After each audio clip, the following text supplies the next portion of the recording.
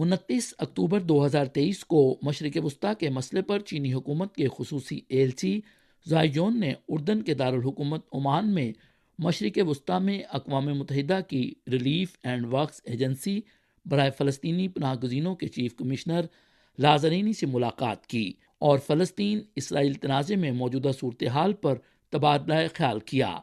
लाज़रीनी ने कहा कि गज़ा की मौजूदा सूरत हाल अबतर है और इंसानी बहरान संगीन है जो पड़ोसी ममालिक तक फैल रहा है। उन्होंने कहा कि आलमी बरादरी को जल्द अज जल्द जंग बंदी के हसूल के लिए तनाज़े के फ़रीक़ैन के साथ मिलकर काम करना चाहिए और फ़लस्तीनी अवाम की मुश्किलात कम हो सकें।